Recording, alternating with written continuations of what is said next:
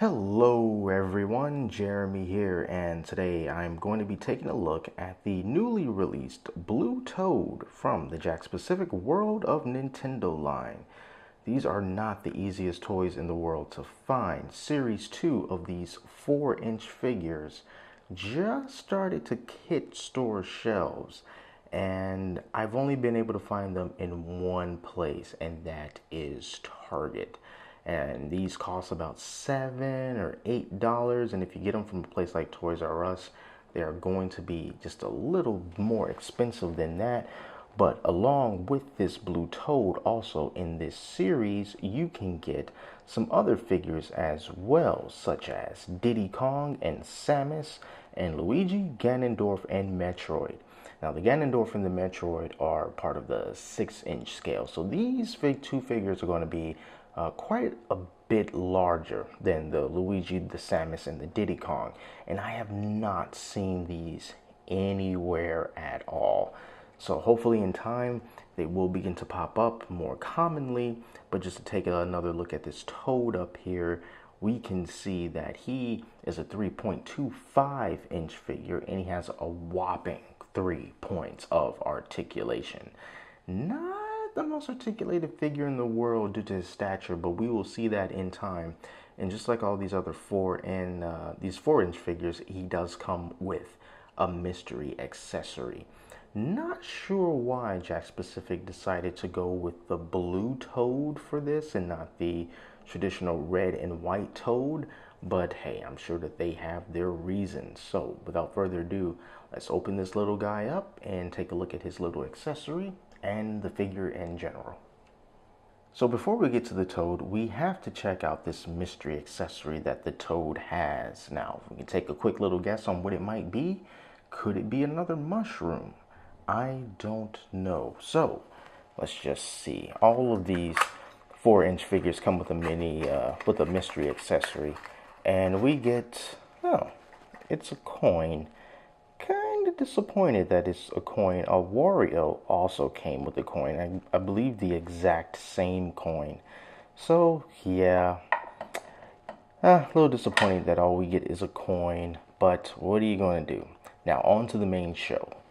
So here is Toad, and looking at him and putting him next to the other figures in this line, like the Luigi and the Mario, he really goes together well, just looking at him from a distance. But upon closer inspection, I can't help but feel that this Toad has taken a little bit of a step back. And what I mean by that is, well, this Toad feels, cheaper, to be honest with you, than the other figures.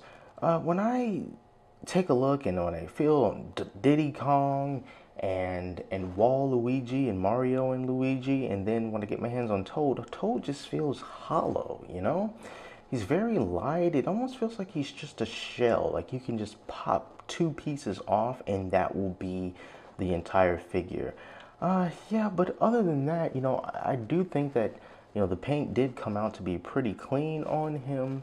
The little dots, the circles rather, I should say, for his head, those are very nice and round. They are perfect circles. There is a molding line kind of like right down the middle, but I don't mind that too much. But it came out really clean. It came out really nicely, and pretty much the same thing goes for the rest of his attire. Very simple paint applications. We just got this flesh tone along with the white and the blue and a little bit of yellow for the outline of his vest and the brown shoes. So not a whole lot going on. I do like the little catch light in his eye, the little white that goes to like where his pupils are supposed to go, and his very, very happy grin. So he looks good. He just doesn't feel all that good. He just feels a bit hollow, and you can probably tell just by listening. He just feels like a shell of a character. But as far as the articulation goes, there's not a whole lot going on with this Toad. Like you saw, there's only 3 points of articulation, and one of those points is you can move his head slightly like this, and his arms do move up and down, and they also move out about that far.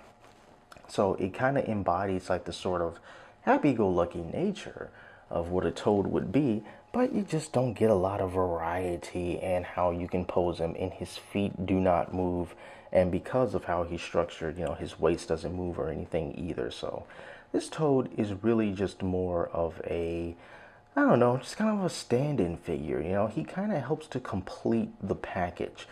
For some reason, I'm thinking about dessert right now, and I'm thinking of like a milkshake.